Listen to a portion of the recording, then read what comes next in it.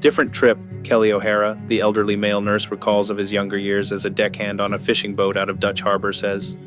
Same captain, worse judgment. We're dragging and we feel the nets go heavy in a way that isn't fish. No fight, just dead weight.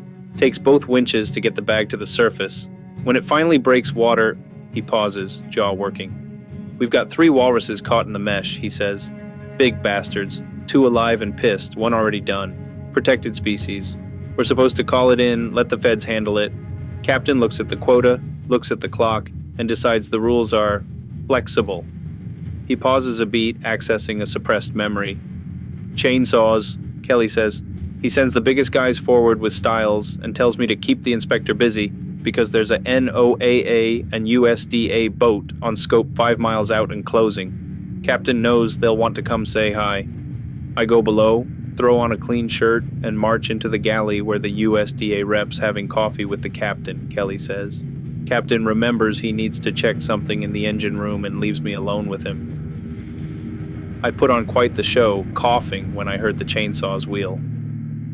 I turned into the most boring Irish tour guide he'd ever met, Kelly says.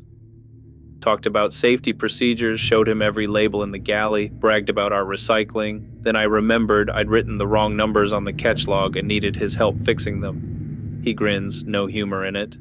Kept him buried in paperwork and coffee for 2 hours while the deck sounded like a horror movie upstairs, he says. When he finally goes out to look around, the nets are clean, the water's calm, and there's just enough blood washed over the side that he chalks it up to the day's haul.